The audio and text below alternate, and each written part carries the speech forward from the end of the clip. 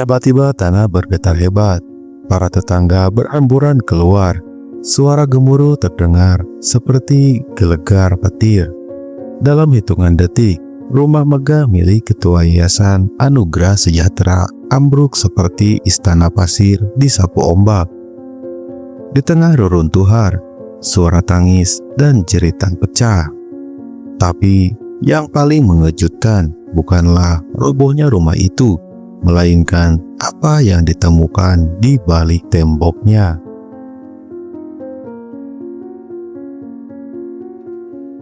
Sebuah desa di Indonesia yang terletak di pinggiran kabupaten, berdirilah rumah mewah bak istana milik Pak Suraji, seorang pria berusia 58 tahun yang dikenal sebagai Ketua Yayasan Anugerah Sejahtera. Yayasan ini sudah berdiri 15 tahun dan diklaim menaungi ratusan anak yatim.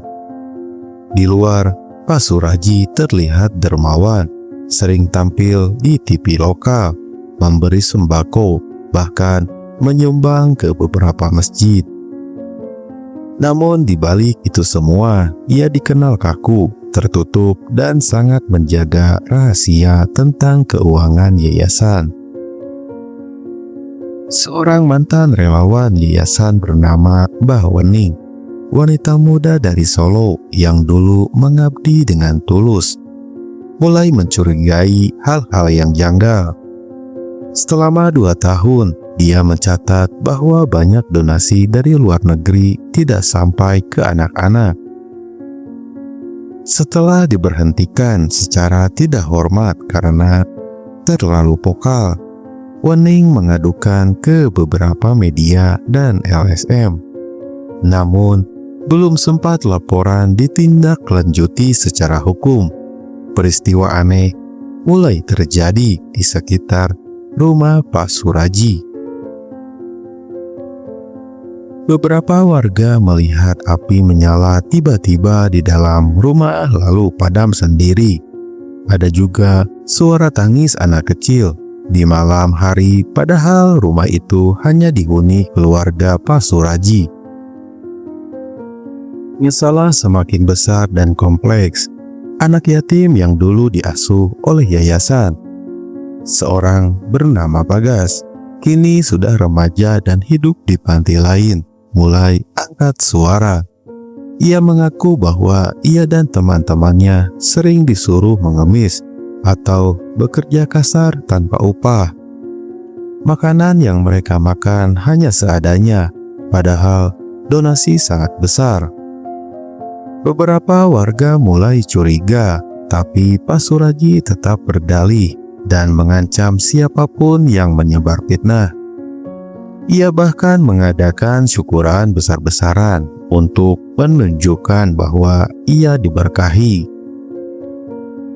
Namun malam syukuran itulah menjadi titik balik. Hujan deras turun, petir menyambar, dan gempa lokal mengguncang. Hanya rumah Pak Suraji yang ambruk rata dengan tanah. Semua tamu lari tunggang langgang. Ia dan keluarganya selamat, tapi rumahnya hancur total. Puncak ketegangan dan pengungkapan besar saat proses evakuasi dilakukan. Warga dan relawan menemukan brankas besar tertanam di bawah pondasi rumah. Di dalamnya ada uang tunai miliaran rupiah, dokumen pencucian dana, serta perhiasan mewah. Polisi turun tangan, media nasional memberitakan besar-besaran.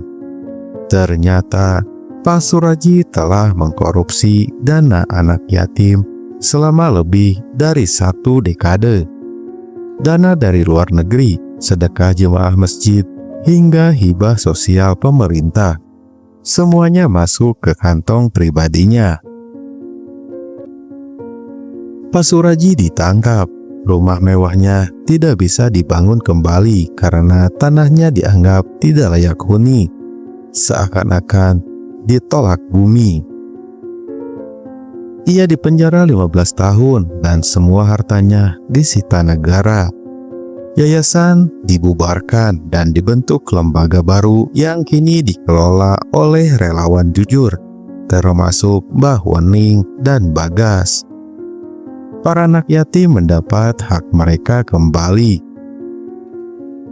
Desa tersebut kembali tenang. Di atas reruntuhan rumah Pak Suraji, kini berdiri taman kecil dengan plakat bertuliskan, "Harta haram tak akan membawa berkah.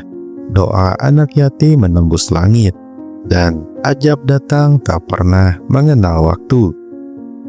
Masyarakat belajar bahwa kebaikan sejati tidak ditentukan oleh penampilan luar, tapi oleh keikhlasan dan ketulusan hati.